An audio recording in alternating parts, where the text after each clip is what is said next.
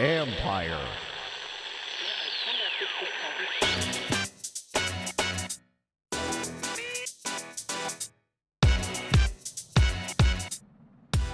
We're talking Cam's next chapter as the Football Jones podcast rolls on. What's up, everybody? It's Mike Jones. Thanks for coming back for another episode of the Football Jones podcast. You can read me at usatoday.com. Follow me on Twitter and Instagram at @ByMikeJones. As I said, we're talking about Cam Newton. We're going to be joined by my buddy Jerry Brewer of the Washington Post. He had a real thought-provoking column about Cam Newton over the weekend, and we discussed a little bit of Cam Newton in last week's episode. I also wrote about him and his release, and so going to dig into it a little bit deeper here right now with Jerry Brewer.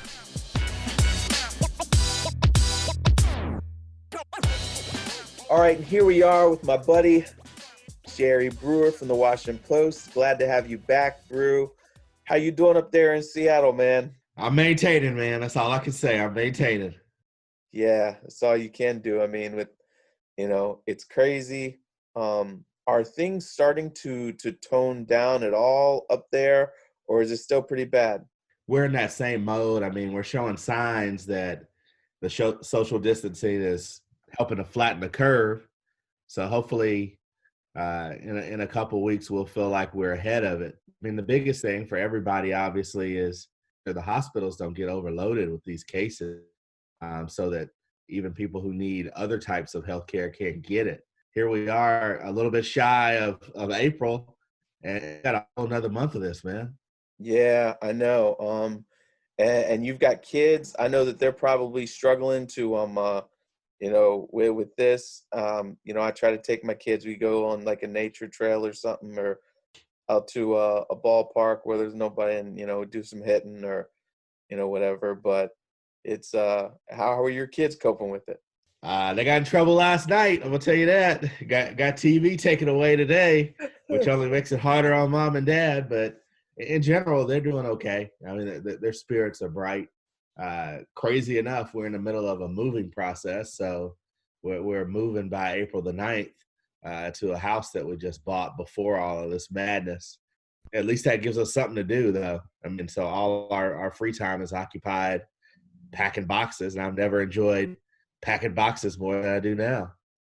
Yeah, gotcha. Well, good. I hope you guys continue to stay safe. Hope this thing blows over, sooner than we expect or whatever. But, I wanted to have you on because I wanted to talk about Cam Newton. Obviously, after Tom Brady, to me, the big quarterback story was what was going to happen with Cam. Unsurprising. They released him. There was talk they allowed him to go seek a trade, even though that wasn't of his wanting. And I knew that they weren't going to get a trade partner.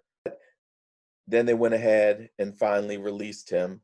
And so now the watch is on, what happens with Cam.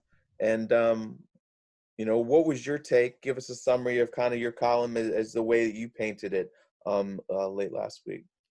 Yeah, I wrote it through the prism of the black quarterback experience. And I think that Cam is an interesting figure. I mean, he was the second African-American quarterback to win MVP, behind Steve McNair, who split the honor with Peyton Manning back in the day. We still only have one African-American quarterback in the Hall of Fame. So as much as people want to say the black quarterback has made it, et cetera, Russell Wilson's the highest paid player in the league. Dak Prescott may surpass him. We all know Patrick Mahomes is probably going to shatter records for salary. Lamar won the MVP. Patrick won the MVP the year before. Patrick's the Super Bowl MVP. There's kind of like this attitude of, what more do you guys want? Well, I mean, we want sustainability. You want the retention of greatness, and you want this to continue to grow.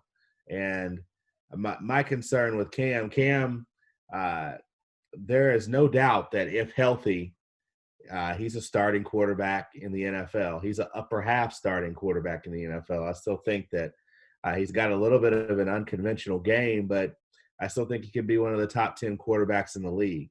I hope he gets the opportunity. And the thing that I see is there's a lot of excuses you can make for not giving him the opportunity. And so I just wanted to keep the heat on there to make sure that this is something that we're paying attention to and acknowledging. And it's easy when you're on top of your game for people to not look at your race or your history or anything like that. It's different when you're down and you have to try to get back up. And I'm saying this guy deserves the opportunity to get back up, and I'm eager to see what happens. But his situation, as I wrote in that column, is incredibly complicated Right. because of the way that he plays and the amount of injuries he's had at 30 years old. Yeah, you're exactly right. And people have asked me, and different people have different opinions about if he was disrespected in the way that the Panthers released him and the way that all played out and everything. And for a number of years, I've almost felt like the Panthers didn't deserve him. I have never been at a place before where after a game, this was 2 years ago when he was still gutting it through, when you knew his shoulder wasn't right. I mean, in the basement of the stadium, you have people, stadium workers talking about, bad mouthing him and, that he's selfish and whatever, for still playing when really, I mean, dude, he was giving it all for his team. I mean, this is the face of the franchise, and to have that much criticism, everything he did always dissected and ripped apart, when for years he didn't have a lot to work with. He laid his body on the line. And I felt like, okay, so he's got a little eccentric style and fashion sense and everything like that, but he never was getting in trouble with the law. He never was embarrassing the franchise, a pillar in that community. And so, I'm hopeful for him that in his next step, he gets to go somewhere where he's appreciated, if he's fully healthy, and that he can just really prove what he's able to still be and what he was already. Yeah, and he's got to show that he has it within him, and Mhm. that's what's going to be incredibly difficult in this process. The availability of doctors, the ability to take a physical, the ability for franchises to quote unquote get their hands on you and see, how his recovery truly has been on this Liz Frank surgery. Mhm. Checking his shoulder, he's had a rotator cuff and another scope on his shoulder, on his throwing shoulder. So, and all that's been over the past 4 years. I mean, the scope was what, 18 months ago or so. Right. So there's a lot of stuff that he's got to show, and his process is going to take longer because until our world opens up again, it's going to be incredibly hard for a team to take a look. And he's a guy that you probably want to sit down and you want to talk to him. And I don't think it's going to be from the standpoint, or it shouldn't be from the standpoint of, dude, we heard you got attitude problems. Right. It should be more from the standpoint of, look, we're in this post Andrew Luck era. Your body has taken almost as much of a abuse as Andrews has. How's your passion for the game right now? Yeah, rehabbing from these injuries, like how's it affected you mentally? When you come to a situation, are you coming there thinking you're going to reinvent yourself, become the franchise quarterback for us for the next 5 years or so, or do you want to be in more of a prove it type situation? All of those things, and so that's what makes it incredibly difficult. But I hope teams are doing their due diligence. I mean, we're sitting here on Zoom right now. If an NFL team ain't got access to Zoom, what the hell are they doing? Right. I mean, I hope that, while there may not be an offer that's being put on the table, I hope that they're at least vetting the situation and talking to him. And my concern is the lack of buzz about all of that. I mean, it just seems like we're just assuming the Chargers are the best situation for him to get a starting job. If not, you're scrambling to search for teams that might need a quarterback. And then we're hearing this, oh, he might have to be a backup for a year. If he's healthy, he doesn't need to be a backup for a No. year. No, exactly. And I think that it's laughable that that notion would be made, because I mean, in this league where you have Mitchell Trubisky and Nick Foles and Gardner Minshew, Patrick, Derek Carr. I mean, Andy Dalton, although it looks like he might be on his way out, but there are plenty of guys that Cam Newton is head and shoulders better than. If they're starting, he should definitely be starting. When you're talking about a black quarterback and you're talking about someone who's as flamboyant as Newton, it gets difficult. Enough teams in the league vet him and say that he hasn't got it. Okay, he doesn't have it anymore.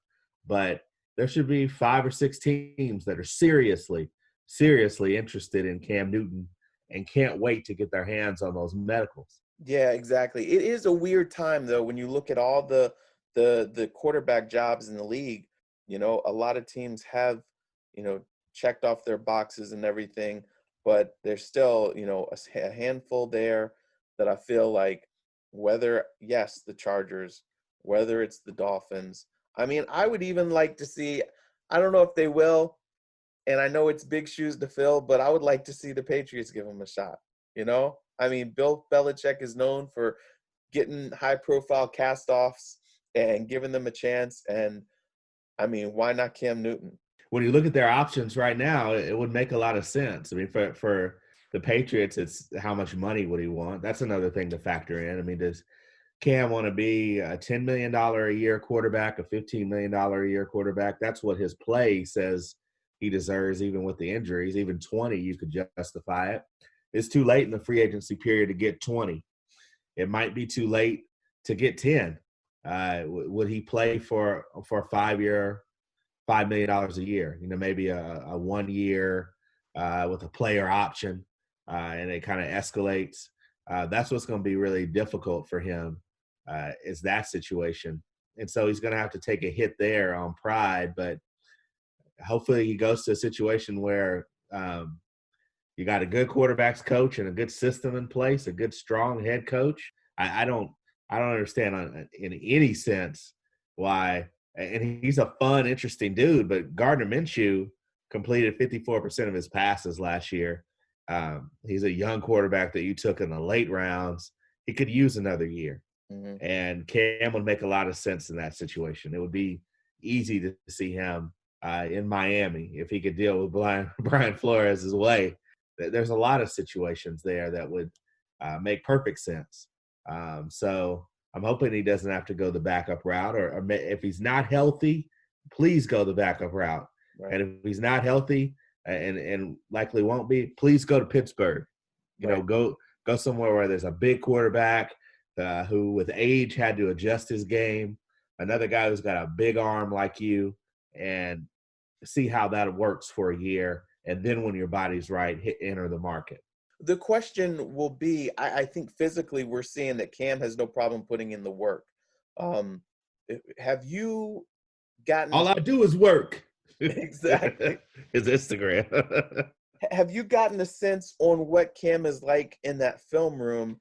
And will he, is he going to be that film study junkie to be able to come in there and pick up, this offense? Because there's not going to be OTAs to be able to work his way into it. It's basically jumping in at training camp there. What do you think there?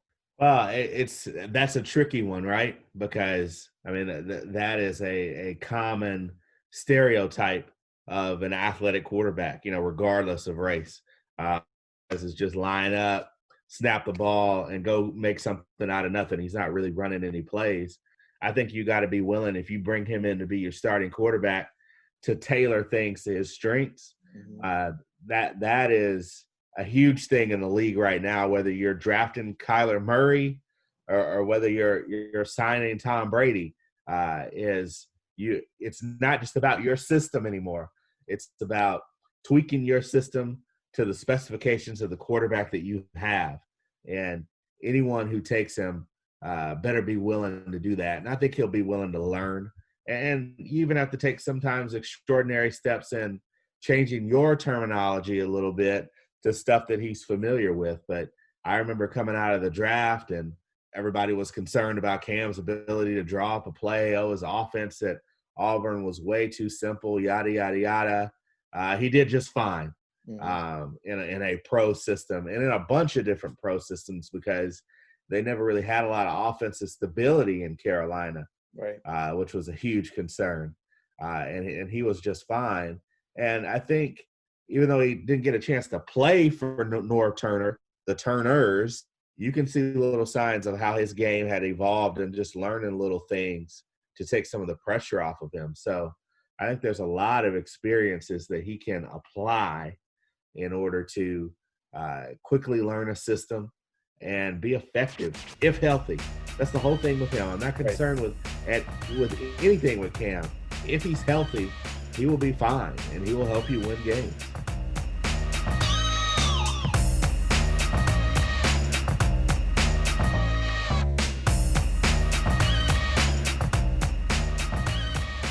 Like you said, it's going to be a while before we know. I mean, we can see the videos on Instagram. I mean, he's running, he's throwing, but how does that hold up when you're getting pounded? You know, what are those doctors going to find when they're prodding and poking on him and everything like that? But I feel like if he does get that opportunity, he's going to have the last laugh. That he's, I just hope that he's in a situation where the other thing that frustrated me about the Panthers was they never really, outside of McCaffrey, and once he lost Steve Smith, like he didn't have a whole lot of weapons, Greg Olson, but it was always like he was asked to do more with less. But if you go somewhere like the Chargers, where you've got some talented pieces to go with, you know, you just got to put guys around him to give him a chance, so that way he can play to his ultimate potential. Yeah, he's at that point in which he's not going to be able to carry a franchise like he has. He's gonna need to become a little more of a complement, and that's not a bad thing. I mean, all quarterbacks get to that point. You got to have a receiver who is just exactly where he's going to be. He's going to catch everything that you throw in his direction. He's going to make plays that you don't believe he can make when you give him a chance. He needs a tight end. We've seen with Olsen and Cam just how good that tight end combination can be and how much of a safety valve that is for him. And you want a runner who's going to run for 1,200, 1,100, 1,200 yards, if not more. You give him those pieces and an offensive line that is going to function in the way that it should. That he should be looking at that kind of situation. That if, okay, he's in the right situation, you think it's possible that we could wind up seeing a better, more effective, well-rounded Cam? Maybe he's not going to run as much. Maybe athletically he isn't what he was, but the motivation, it seems like he's very hungry. Could we wind up seeing a more dangerous Cam Newton?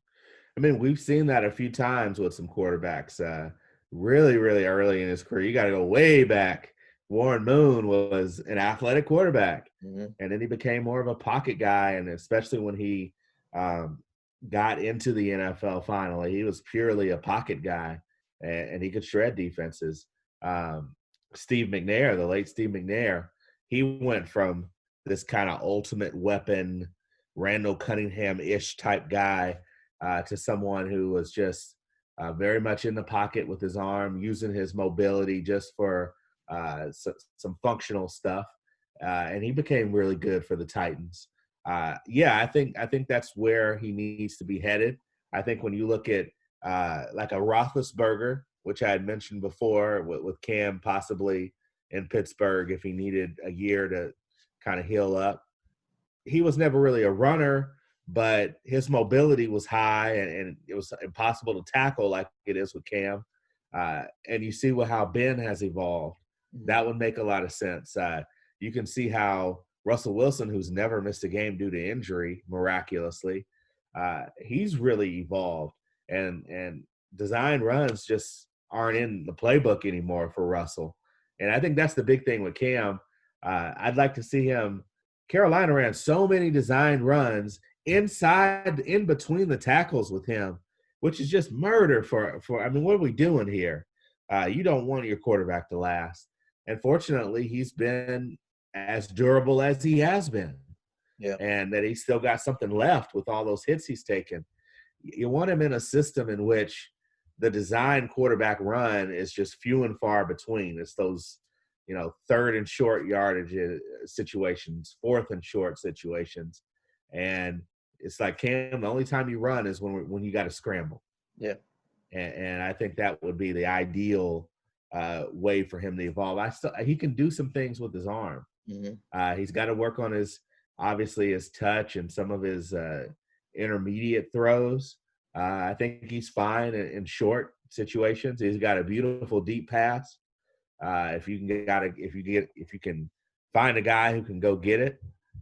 So there's a lot there that he can do with just his arm, a lot more than maybe people want to give him credit for.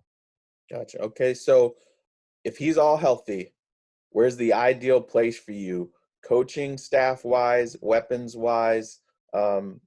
Where's the ideal situation? If you could pick right now and put Cam Newton in it, where's your pick? Well, it's the popular choice right now, but it makes the most sense. It's the Chargers. You got Anthony Lynn there, who's a good, strong leader, but someone who can let his players be themselves. You've got a dynamic lead receiver. You've got a very solid tight end situation. That they've improved their offensive line, it seems. There's a lot of things that are up in the air, but you've got the potential to have a good running game. Yeah. And so and they're in LA as well. And it's a situation in which not only are you in LA, but you're the second team in LA, really, behind the Rams. So you need a star. And people aren't going to be tripping about what Cam wears to the podium in LA. Right. They will around the league and everything. But in LA, that's just like everyday fashion. It's like, where are you going? Malibu? Nobu? Cam needs to either be in a market like that or he needs to be in a really small market like he was before. Mm-hmm. Kind of the in-between stuff, the really traditional markets. That's why I don't think Chicago ever would have been a really good fit for him anyway. Denver is one that when you look at it and you're saying they've had such trouble finding a young quarterback. Maybe they have one now in Drew Lock, but you don't know. Having Elway there, I mean, he still commands a certain amount of respect. I think that Cam might enjoy playing for him. Mm-hmm. And they're a team that should be kind of heading towards being back to relevant. Right. So that's possibly a situation that could work.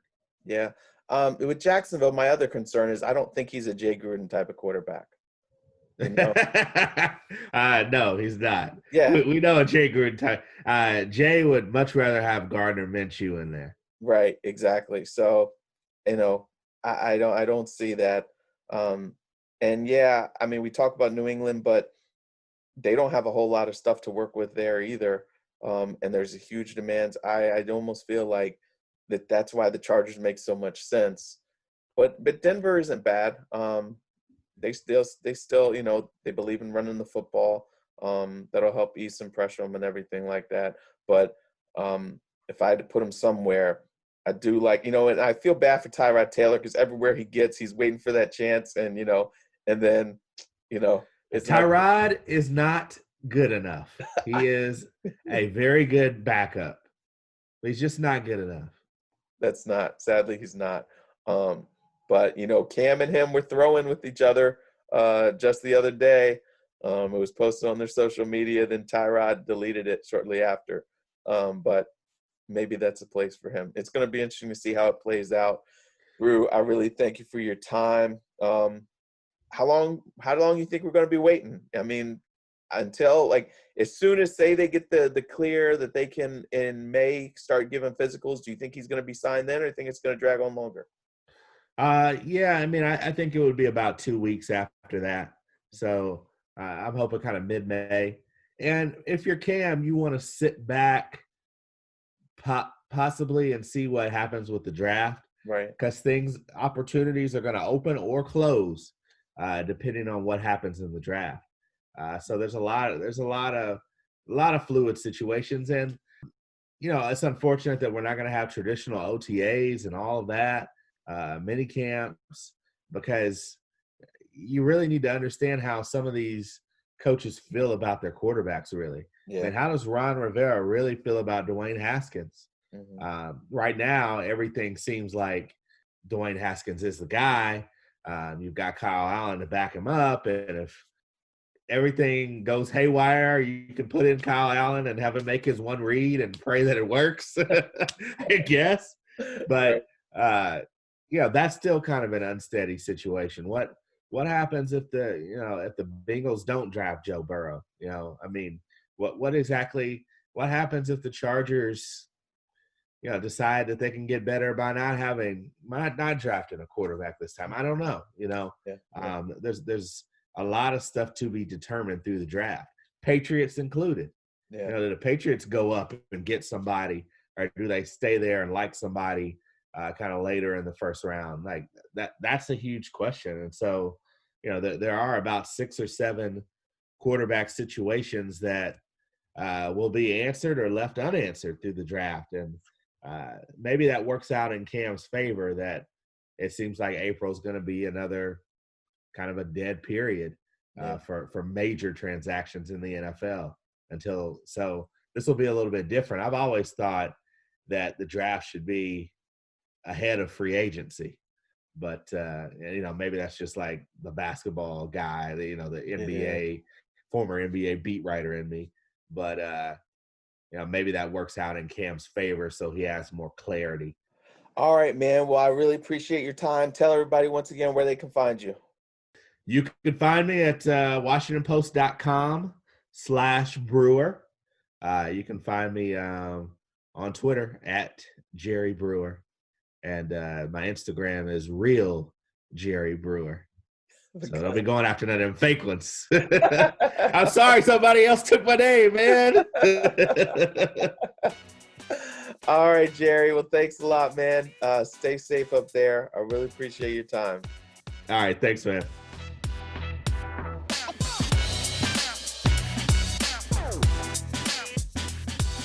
All right, I hope you guys enjoyed that. It's going to be interesting to see how this thing plays out. Unfortunately, we're going to be waiting a while, because until the coronavirus restrictions are lifted and teams can start hosting players, giving them physicals, we won't know what Cam's next move is going to be. Hope you all are well. Thanks for coming back. Again, you can read me at usatoday.com. Follow me on Twitter and Instagram at @ByMikeJones. Do me a favor, take this link, share it with some friends, and give me a review, and I will talk to you guys next week.